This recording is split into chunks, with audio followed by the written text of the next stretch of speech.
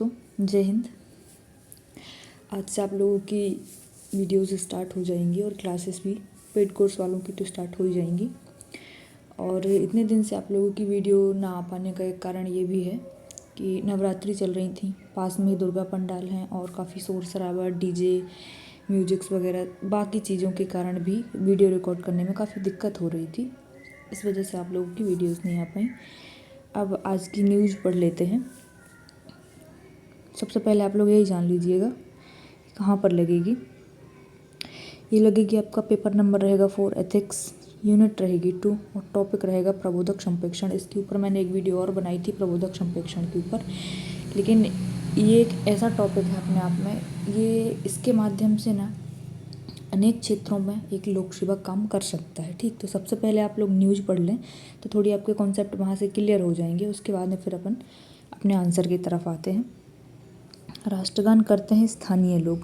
माओवाद समझो सबसे पहले कि माओवाद क्या होता है। माओवाद ना एक प्रकार से नक्सलवादी विचारधारा ही होती है और नक्सलवाद का ही एक नाम माओवाद है। ठीक ना, तो यहाँ पर क्या हुआ है कि गांव का नाम, पूरी न्यूज़ मत पढ़िएगा, कम पढ़िएगा जितना आपके एग्ज़ाम में आप लगा सको एग्जाम्पल के तौर पर।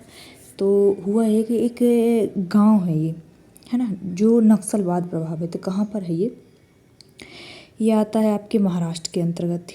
महाराष्ट्र के गढ़चिरौली जिले के मूलचेरा के निवासी। ठीक ना, आपका ज़िला आता है गढ़चिरौली, महाराष्ट्र के अंतर्गत ज़िला आएगा आपका गढ़चिरौली और गांव जो है जहाँ के ये लोग निवासी हैं वो आता है मूलचेरा। ठीक, मूलचेरा गांव है ये। इन लोगों की जो मनोवृत्ति है ना, देखो नक्सलवाद मनोवृत्ति जिनकी होती है ना वो हमेशा नकारात्मक ही होती है।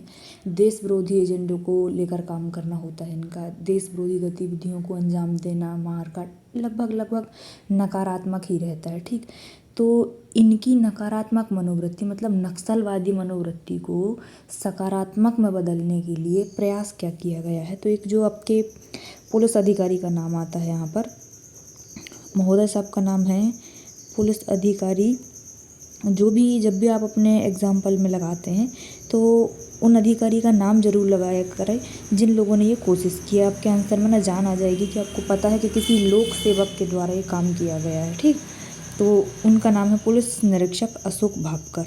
ठीक ना, ये कौन है, मूलचेरा के पड़ोसी गाँव लोहारा, जो ये पुलिस थाना के अंतर्गत शायद टीआई रहे होंगे, अशोक भापकर। इनके द्वारा वहाँ पर काम क्या किया गया। ये जो आसपास के लोग थे ना, उस थाना के अंतर्गत जो गांव आते थे, नक्सलवाद प्रभावित गांव है वो लगभग। ठीक, और वहाँ की जो लोगों की मेंटलिटी है, जो मनोवृत्ति है ना, वो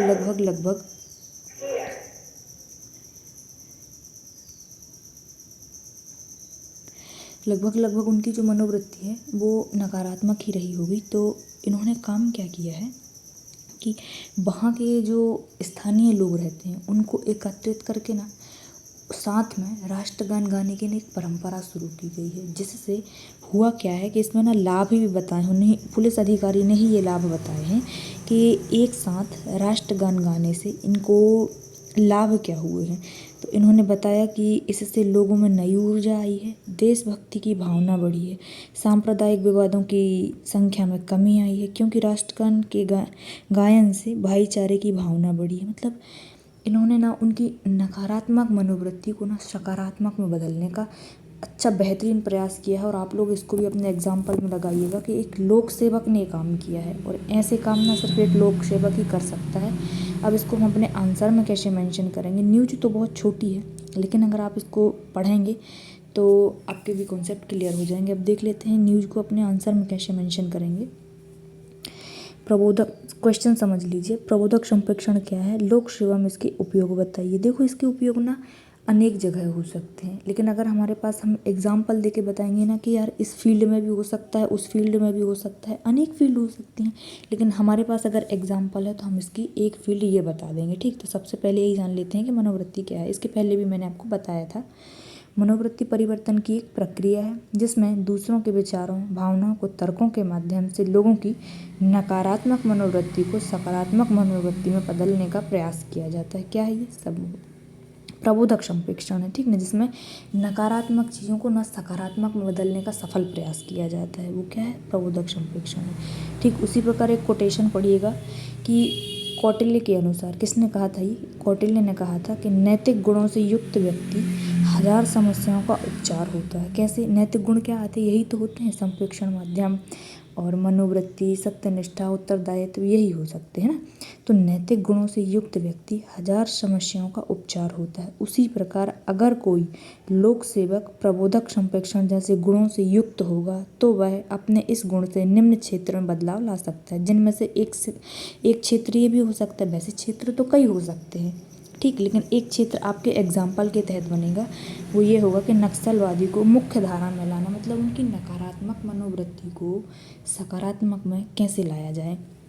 तो हाल में महाराष्ट्र के जिला गढ़चिरौली गांव है मूलचीरा, नक्सल प्रभावित है। ये कौन सा गांव है? मतलब नक्सल प्रभावित है, जहाँ पे मनोवृत्ति पूरी नकारात्मक है यहाँ के लोगों की।